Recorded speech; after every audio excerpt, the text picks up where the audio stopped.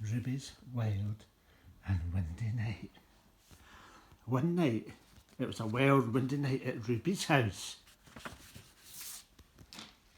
She was up in her bed sleeping, and her mum and dad were downstairs watching the television. Like that. Like that. Then Ruby heard a very strange noise, and she shouted downstairs for her dad to come up and see her. So her dad came up to see her and said, "What is it?" And she says, "I can hear a loud scratching. It must be a giant scratching the windows." "No," said Dad. They went and had a look. And it was a tree next door scratching on the window. "Oh," said Ruby, and she went back to bed. Then she heard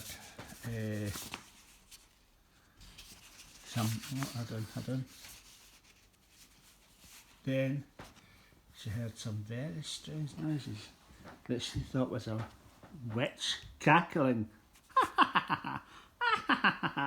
She shouted her dad to come and get her. And when her dad came up, they looked out the window, and it was just some very loud seagulls flying close by. "Oh," said Ruby, and she went back to bed. Then she heard some noises, some whiz bangs and pops, and she thought, "Oh, that must be a wizard outside, and he must be making up potions and spells in the garden." And she shouted at Dad to come up and rescue her. But when they looked out, it was only the lady across the road who had been doing some fireworks. "Well," Ruby said, "I'm going back to sleep, and I won't shout you again tonight." "All right," said Dad, and he went downstairs. But no sooner had Dad gone downstairs than who turned up in Ruby's back garden but the dreadful Toe-Nip the Giant. "Ha ha ha ha," said Toe-Nip. "I'm going to scratch Ruby's windows, and she'll get such a fright. She'll shout her dad, and they'll open the curtains to get the fright in her life." He put his hand up to the window and started to scratch it. Ruby heard it, and she went, "Oh, it must be a giant." She said, "No, it's the tree next door scratching the window." And she fell back asleep. Toe-Nip the Giant got fed up scratching the window. But you know, every night I hear scratching. Wow. But I think it is that. Toe-Nip got so fed up that he went away in the huff. Then, who turned up in Ruby's garden but the dreadful, dreadful Madame Fourchette the Witch with her cat, Monsieur Couteau, and of course, her broom. She said, "I'm going to cackle very loudly and scare Ruby, and when she comes to have a look, she'll see that it's me cackling." And then she started to cackle. Ruby heard it, but then she decided that, "Oh, it must be the seagulls flying past."